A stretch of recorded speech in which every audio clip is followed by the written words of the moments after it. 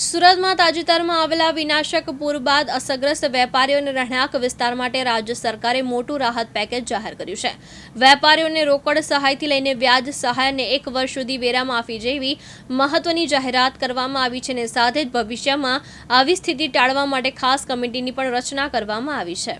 સુરતમાં પૂરના કારણે ભારે નુકસાન ભોગવનાર વેપારી અને નાગરિકોને રાહત આપવા રાજ્ય સરકારે વિશેષ સહાય પેકેજ જાહેર કર્યું છે। પેકેજ મુજબ લારી રેકડી ધારકોને ₹7,500, નાની કેબિનને ₹25,000 અને મોટી કેબિનને ₹50,000 સુધીની રોકડ સહાય આપવામાં આવશે, જ્યારે બાકી દુકાનોને લાયકાત મુજબ ₹1 લાખ સુધીની રોકડ સહાય અથવા તો ₹20 લાખથી ₹30 લાખ સુધીની ટર્મ લોન પર 3 વર્ષ સુધી 7% વ્યાજ સહાય આપવામાં આવશે। અસરગ્રસ્તોએ સહાય મેળવવા માટે 30 સપ્ટેમ્બર 2026 સુધી અરજી કરવાની રહેશે। સહાય માટે સર્વે, ફોટોગ્રાફી અને વિડીયોગ્રાફીના આધારે નુકસાનનું મૂલ્યાંકન કરવામાં આવશે। રાજ્ય સરકારે સુરતના અસરગ્રસ્ત રહેણાંક અને વેપારી વિસ્તારોને 1 વર્ષ માટે વેરા માફી આપવાનો પણ નિર્ણય કર્યો છે। ઉપરાંત શહેરમાં સફાઈ કામગીરી માટે અન્ય મહાનગર માટે 9,000 થી વધુ સ્વચ્છતા કાર્ય કર્મચારીઓને જોડાવવામાં આવ્યા છે। સરકારે માહિતી આપી કે 14 જુલાઈ 2026 સુધીમાં 19,256 પરિવારને ₹9.62 કરોડની ઘરવખરી સહાય અને 39,237 લોકોને ₹3.53 કરોડની કેશ ડોલ મળી કુલ ₹13.15 કરોડની સહાય ચૂકવાઈ ચૂકી છે। સાથે જ ભવિષ્યમાં ખાડી વિસ્તારમાં ફરી પૂર જેવી સ્થિતિ ન સર્જાય તે માટે ઉચ્ચ સ્તરીય કમિટીની રચના કરીને લાંબા ગાળાનો એક્શન પ્લાન તૈયાર કરવાની પ્રક્રિયા શરૂ કરવામાં આવી છે। આજે આદરણીય મુખ્યમંત્રીશ્રીના જન્મદિવસ છે અને રાજ્યભરમાં અનેક જિલ્લાઓમાં સામાજિક સેવાઓ થકી આદરણીય મુખ્યમંત્રીશ્રીનો જન્મદિવસ મનાવવામાં આવી રહ્યો છે।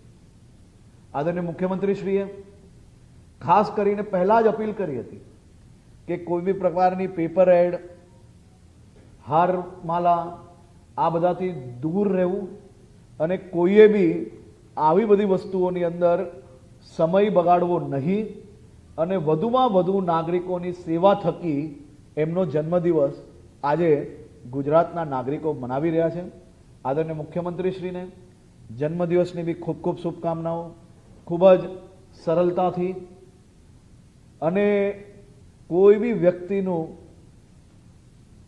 સામાન્યમાં સામાન્ય વ્યક્તિનું બી ગમે તેવું નેગેટિવ વિષય હોય, ગમે તેવું પરિસ્થિતિ હોય, ગંભીરતાથી હોય, આ બધા જ વિષયોમાં પોઝિટિવ રસ્તા કઈ રીતે નીકાળવા તે માટે તે હંમેશા પ્રયત્નશીલ હોય છે અને લોકપ્રિય મુખ્યમંત્રી આદરણીય શ્રી ભૂપેન્દ્રભાઈ પટેલને આજે કેબિનેટના સૌ સાથીઓએ બી જન્મદિવસની શુભકામનાઓ બી આપી અને સાથે સાથે કાલે રથયાત્રાની પૂરી તૈયારીઓ રાજ્યભરમાં થઈ ચૂકી છે। રાજ્યમાં અનેક જિલ્લાઓમાં અમદાવાદ હોય, ભાવનગર હોય, આણંદ જિલ્લો હોય કે પછી રાજ્યના અલગ અલગ જિલ્લાઓમાં ભગવાન જગન્નાથજીની રથયાત્રા કાલે ખૂબ જ ઉત્સાહપૂર્વક નીકળે તે માટેની વ્યવસ્થાઓ રાજ્યના વહીવટીતંત્ર દ્વારા કરવામાં આવી છે અને કાલે આપ સૌ લોકોને ભગવાન જગન્નાથજી રથયાત્રાની ખૂબ ખૂબ શુભકામનાઓ। સુરતમાં આવનારા સમયમાં આવી પરિસ્થિતિ ના આવે તે માટે કોન્ક્રીટ કામગીરી કઈ રીતે થઈ શકે તે માટે બી કાલે અર્બન સેક્રેટરી શ્રી થેનારસનજીને એમની આખી ટીમને સુરત મોકલ્યા હતા।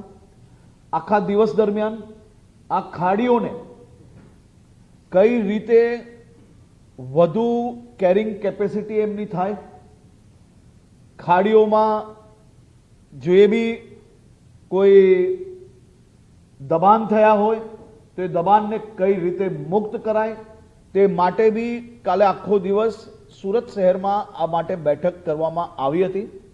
આની રિવ્યુ બેઠકના અંતે એમાં નિર્ણય કરવામાં આવશે। સુરત જ્યારે મુખ્યમંત્રી શ્રી આવ્યા હતા ત્યારે જ આ ખાડી રીડેવલપમેન્ટ માટે 500 કરોડ રૂપિયાની જાહેરાત કરી હતી અને તાત્કાલિક એનું સંપૂર્ણ मॉडल तैयार करीने प्लान तैयार करीने जो 500 થી વધારે કરોડ રૂપિયાની બી જરૂર હોય તો રાજ્ય સરકાર દ્વારા તેમાં આપવામાં આવશે તે બી નિર્ણય લેવામાં આવ્યો છે. આ સાથે સાથે આજે રાજ્યની કેબિનેટ બેઠકમાં મુખ્યમંત્રી શ્રી દ્વારા એક ખૂબ મહત્વનો નિર્ણય લેવામાં આવ્યો છે.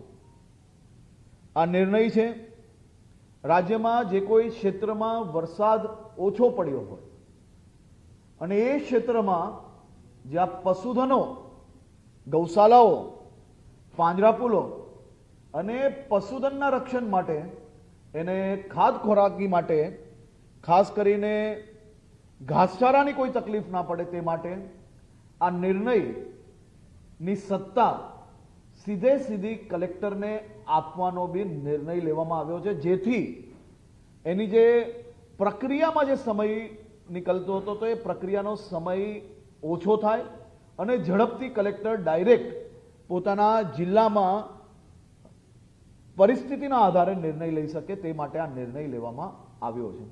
આજે આદરણીય મુખ્યમંત્રી શ્રીના જન્મદિવસ છે અને રાજ્યભરમાં અનેક જિલ્લાઓમાં સામાજિક સેવાઓ થકી આદરણીય મુખ્યમંત્રી શ્રીનો જન્મદિવસ મનાવવામાં આવી રહ્યો છે. આ પેકેજ સહાયમાં જે કોઈ લારી કે રેકડી ચલાવતા હોય અને જેમને લારી કે રેકડીમાં નુકસાન થયું હોય એવા લોકોને 7500 રૂપિયાની સહાય કરવાનું નક્કી કરવામાં આવ્યું છે. જેની નાની કેબિન હોય 40 ફૂટ સુધીની એવા સૌ લોકોને 25,000 રૂપિયાની સહાય કરવાનો નિર્ણય લેવામાં આવ્યો છે. મોટી કેબિનો જે 40 ફૂટથી વધુ હોય એવા લોકોને 50,000 રૂપિયાની સહાય કરવાનો નિર્ણય લેવામાં આવ્યો છે. પાક્કી દુકાનો જેની હોય એવા